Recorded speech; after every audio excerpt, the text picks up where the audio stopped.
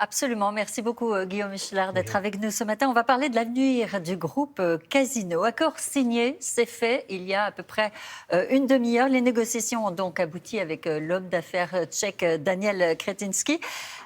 Casino, ce sont bien évidemment des emplois, mais c'est aussi une dette abyssale. Exactement. Casino, c'est plus de 6 milliards d'euros de dettes qui se sont accumulées depuis 25 ans, depuis la prise de contrôle par le PDG actuel, Jean-Charles Naouri, qui en fait est un homme d'affaires qui a construit son empire sur de la dette. Et à un moment, ça s'est retourné contre lui. 2 milliards, plus de 2 milliards de dettes sur le premier semestre 2023. C'est 10 fois plus que l'an dernier. C'est énorme. Oui, oui, et ça montre que c'est un groupe qui aujourd'hui est à flux tendu en fait. Aujourd'hui, le groupe est dans l'impasse. Les gens ne viennent plus en magasin parce que les prix sont trop élevés, à peu près 20% au-dessus de la moyenne du marché, même s'ils essaient de se repositionner un peu plus bas. Et donc aujourd'hui, le groupe perd beaucoup d'argent chaque trimestre et donc la situation n'est plus tenable. D'où cette nouvelle prise de contrôle par Daniel Kretinsky qui va arriver. Alors, comment Casino en est arrivé là et surtout, pourquoi autant de dettes? Bien, en fait, c'est tout le mystère Jean-Charles Naouri, qui est ce PDG de Casino, qui est très fascinant. En fait, c'est un grand mathématicien, il a fait l'ENA, il a fait l'ENS. Et ce personnage brillant, en même temps, visiblement, est allé droit dans l'impasse, en s'endettant énormément et finalement en se trompant dans sa politique à la fois de prix, en faisant des prix trop élevés, et également en n'investissant pas assez dans ses magasins, et en restant dans des calculs très mathématiques, sans penser forcément à ce que nous, on voit tous les jours, le carrelage, les prix dans les supermarchés, etc. Les syndicats disent de lui qu'il a une absence totale de la fibre du commerce. En quoi sa gestion est responsable de cette dette? Il était plus politique. Qu'est-ce qui s'est passé exactement? Il n'a pas su investir dans les magasins. Il n'a pas su investir en France ou à l'étranger aussi. En fait, il a bâti son empire sans fortune. Il est arrivé un peu de nulle part, entre guillemets, et du coup, il a construit tout son empire sur de la dette. Il a investi au Brésil, pardon. Il a également investi énormément en France. Il a repris entièrement Monoprix. Et tout ça, à chaque fois, le groupe grandissait, devenait de plus en plus important en France, et ça a été un très beau succès pendant longtemps. En même temps, vous voyez la dette monter, monter, monter, et ne pas redescendre. Et à un moment, avec l'inflation alimentaire, où les choses se sont tendues pour lui, où il aurait dû rogner sur ses marges pour avoir des prix plus bas dans les rayons, il n'a pas pu faire face et honorer sa dette. Est-ce qu'il y avait un risque, en fait, que le groupe Casino disparaisse complètement? Si rien ne s'était passé, s'il n'y avait pas eu de repreneur, oui, on allait droit dans le mur.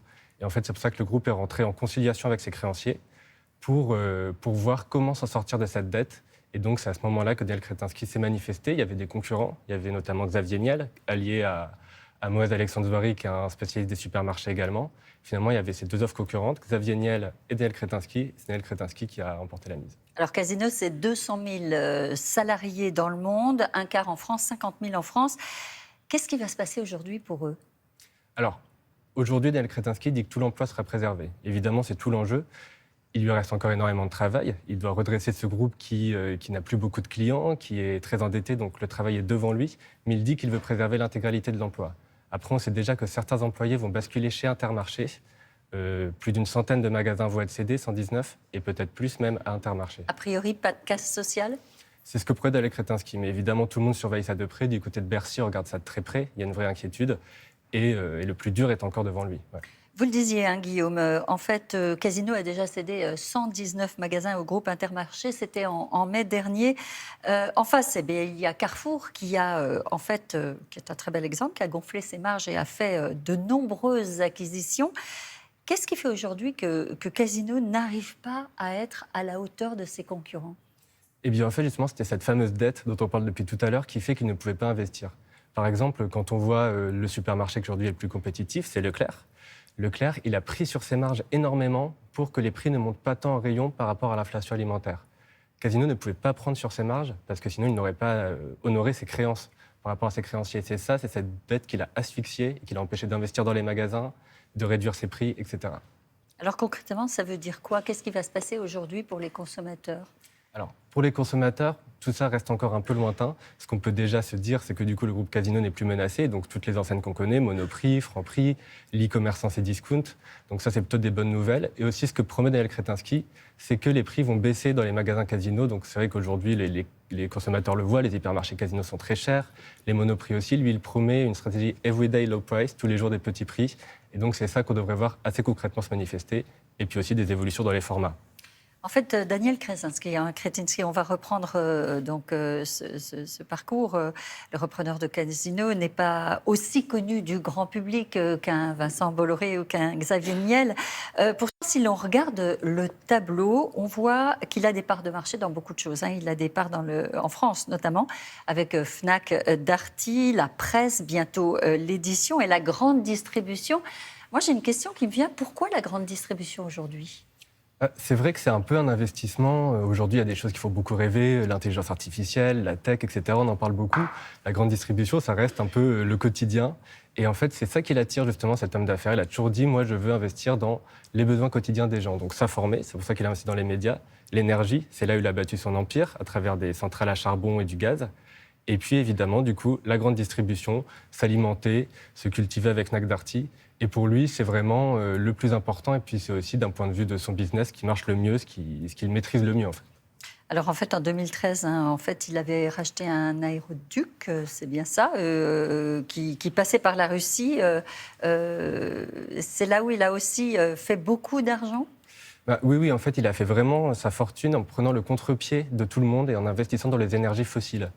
Et en fait, même pendant la guerre en Ukraine qui se déroule depuis 1 an et demi, eh bien forcément, ça lui a aussi permis encore de s'enrichir parce que ces énergies fossiles ont eu le vent en poupe.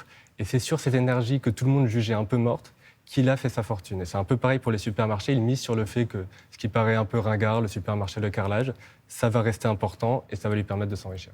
Une question, il a fait ses études à Dijon, Daniel Kretinsky. Pourquoi il investit autant en France ? Il se définit comme francophile et c'est vrai qu'il aime beaucoup la France et par exemple ses investissements dans les médias, on peut les comprendre comme ça. Les médias, c'est pas quelque chose qui rapporte beaucoup d'argent aujourd'hui. Donc s'il investit dans la presse autant, c'est qu'il a un vrai amour de la France et qu'il a envie de participer au quotidien de la France. Un vrai attachement. Merci beaucoup, Guillaume Echelard. Je rappelle que vous êtes journaliste à Challenge et spécialiste de la grande distribution. Merci d'avoir été avec nous ce matin.